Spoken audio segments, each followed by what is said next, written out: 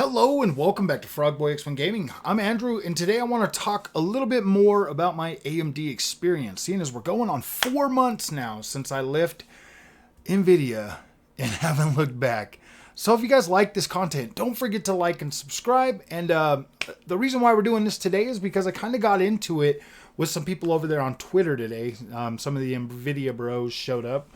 I was replying to somebody that said that they were going to go ahead and use their Xbox Series X instead of their 3080 Ti to play Alan Wake, because if you haven't seen the result, I mean, like the numbers for for Alan Wake came out basically saying that a 4090 at 4K at native resolution was going to be 32 frames a second with all the ray tracing and everything on there. And see, here's the thing. This is my thing with Nvidia. You spend $1,600 on a graphics card, and you can't even play the newest games that are coming out at 4K 60 frames per second. Let that sink in for a minute. I mean, that should be an absolute minimum for the games that are coming out throughout the rest of this generation for these consoles. You should, and especially because it's Nvidia and they pioneered the ray tracing, the path tracing, and all the other features that they put into this card as essentially overpriced gimmicks right now, because basically not many people can actually afford to buy a PC strong enough to run those. I call them a gimmick. It's plain and simple. Very cool, very cool future tech that is just not there for the common man yet. And apparently it's not even there for the top of the line guys. So when I look at that, and this is what started like turning my crank, man. This is why I am a proud, happy AMD owner. Just because of this. If I spent $1,600 on a graphics card and a game like Alan Wake 2 coming out, if I couldn't get like a 4K 60 FPS experience with all the bells and whistles, like, I would be pretty mad. I would be very upset about that. I would be freaking out right now, being like, what the freak, man? Why did I pay $1,600 for this stupid graphics card when I can't even get a 60 FPS? But the Nvidia bros show up to, but I got ray trace, I got DLSS in. That's not the point. Like, I get the DLSS and all of that stuff works. Once you flip DLSS on at quality mode, you essentially drop your resolution to 1440p. Just so you can, like, just put it on 1440p and see what your frame rate is. That's the thing. Everybody like hails all this stuff as like, oh my gosh, this is the best. Why are you guys so happy to overpay for something that, like, seriously, man, like frame generation? In my experience with AMD, it is much better to have a higher frame rate before flipping on the frame gen, man. Way higher frame rate before flipping on the frame gen. So essentially is what you're going to do with your 4090 with Alan Wake 2 is you're going to put it in there. Then you're going to have to flip on DLSS. DLSS is going to give you that, that extra performance, because it's essentially dropping you to 1440p and then upscaling the image back up to 4K. Then it's going to kick on the 3.5, the DLSS 3.5, which is going to make your fuzzy ray tracing, because DLSS breaks ray tracing. It's going to make it not fuzzy anymore. So I'm thankful they fixed that. And then you're going to kick on your frame generator just so that you can get a higher frame rate. That for $1,600. I would imagine like a 4070, no, like the 4080. This is my thing. The 4080 should be able to run Alan Wake at 4K at 30 frames per second, then turn on DLSS to get to 60 frames a second, and then frame generation up so that it can match the native power of the 4090 playing that game. That would be my expectation for the 4080 for $1,200. That would be my expectation for that. I want to be able to use DLSS frame gen, and all of that to get to where the 4090 should be at natively. Natively. But now, Alan Wake 2 is going to come out here in a couple of days, and it's going to be another benchmark game. Nobody's going to play it. Nobody's going to care about it. They're just going to freaking it's just going to be a benchmark game, and that's going to be frustrating. And I give credit to my buddy over on Discord for making that for coming to that assumption too. Let me just give you Met Prism, somebody in the community. I agree with him 100%. Alan Wake 2 is 100% going to come out and be another freaking benchmark video, because the only cards that are going to be able to run that with all of that is going to be possibly your 4080 to some degree and your 4090 with DLSS and all of that kicked on. I expect to be able to get a decent experience with my GPU, my 7900 XT. Am I going to be able to get path tracing? Probably not. Will I be able to use... I feel like I might get pretty close to what Control has. So I would definitely be okay with that. But here's the thing, man. I didn't pay double the price for my graphics card, and I'm still going to get a decent experience out of this game. Well, at least I hope I will. I have a lot of faith in the Northlight engine. It does come out, and it's a little bit heavy and all of that stuff, but I have pretty good confidence in Remedy games. I love Remedy games. I'm a huge supporter of them.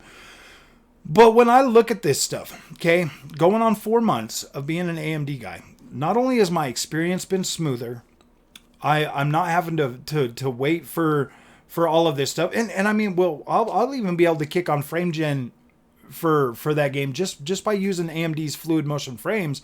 I'll be able to use that. I can use that on any DX11 and DX12 game, and I get, like, after the latest update to it, it really made it a lot more stable. So you can actually use it in single player games and really benefit from that. So I mean, essentially, I don't have to wait for frame gen or any of that stuff. I can use it right now, right when it comes out. I would like FSR3 to be implemented in this game. I would like FSR3 to be implemented in more games, because in my opinion, I've seen a lot of other people talking about it. In my opinion, from the 2 games that I've played with FSR3, both Forspoken and Immortals of Avium, I do think that the FSR3 quality mode looks a lot better than what FSR2 did. So I do feel like this new technology coming to the AMD stack at such a dramatic price difference in terms of like power ratio and all of that stuff, to be able to get that stuff like on top of what you already paid for, that is a significant improvement in AMD's favor. And not only that, they're supporting multiple classes of their cards and multiple competitor GPUs with their technology. And I find that to be a lot more consumer friendly. But there's not only that. I really, really love AMD's freaking Adrenaline software. It is easy to get into. It's easy to learn. It's easy to pick up. You can make changes on the fly. You don't have to get out of the game and go into a menu and do stuff. You can literally Alt-R, get in there, set up whatever you need to do, flick on frame gen, flick off frame gen, and you're good to go. You can do it all in real time, jump out, see the effects taking place immediately. You don't have to restart your game or any of that kind of stuff. This is cool, man. Like, AMD has got some of the coolest software that I think it easily blows freaking Nvidia away. Nvidia is, yeah, dude, when it comes to like software and like being there and like actually being useful and easy to figure out, AMD takes the cake 100%. The power that I get, like, man, I came from console gaming. It is very easy for me to get into these games and enjoy them. Turning off my frame counter and actually playing the games is pretty easy for me. You know, the only time I have a frame counter on is when I'm recording a video for the community. I don't use them after that. I don't. If the game is dropping in frames or whatever, like, I don't care. Like, I don't use it. I don't use the frame generator. I am here to play video games. I don't really care about the whole Nvidia versus AMD as much as you guys think I do. I do because actually, I really don't care about it. I don't. Like I'm 100% happy with what AMD with what I have from AMD. So when I look over and I just see like the pure ignorance that comes from these guys that are running around with these Nvidia graphics cards, like it is pure ignorance. And ignorance is bliss, to be completely honest with you. If you've never seen ray tracing with path tracing, like you're not going to care about it. Like you're not going to care about it. The differences that it makes, the differences that ray tracing makes when you're looking at ray tracing without ray tracing, I think most gamers would just turn it off. Unless you've got like a 4090, I'm pretty sure most gamers would just turn it off. Like it takes away so much performance that it just isn't worth it. And it'll induce other issues, you know, like when you combine it with your DLSS and all of that stuff, you get like stuttering, all kinds of things. Like DLSS is not perfect. Whatever everybody's telling you is like, it's not perfect. Like you're going to have stutter issues on some games when you use it if it's not implemented right. You're going to neither card is perfect, but dang, AMD is such a freaking better user experience.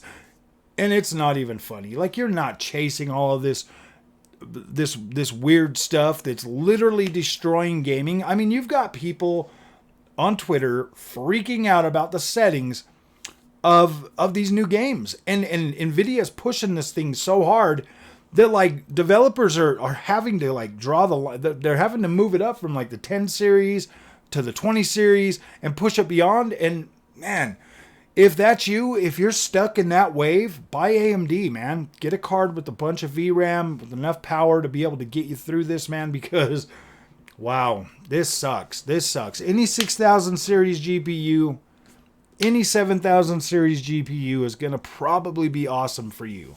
As long as you get like the 16 gig models, like you'll probably be all right with those. But I mean, even I don't know, maybe even the 12 gig. If you're fine with 1080p and you want to stay on 1080p, then them 12 gig ones are probably going to be all right for that. But any card with 12 gigs, man, the way things are going, you're not going to be able to run a lot of this stuff. I mean, it's asking for 12 gigs of VRAM with what was it, like RT on at like 1080p, man, like 1080p, really 1080p at 60 frames a second. I was like, oh gosh. So, I mean, that's pretty much it. 4 months in, I love my AMD graphics card.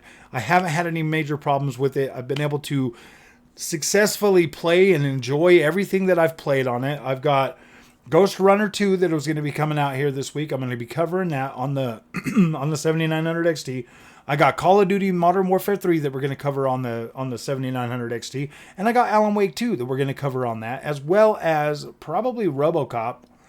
And then, what else? Didn't I get something else today?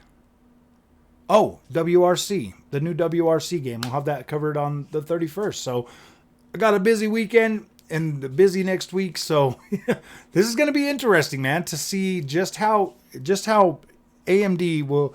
I'm really, you know, I'm pretty optimistic that it's going to stay pretty consistent. I feel like I'm going to be able to get a very decent playable experience out of Alan Wake 2. I feel like I'm going to be able to get a good experience out of Ghost Runner 2, a good experience out of WRC, you know, RoboCop, all of that. I think that we're going to be just fine and we're going to be able to play that. So if you guys like this content, do not forget to like and subscribe, and we'll see you guys in the next one. Thank you for watching.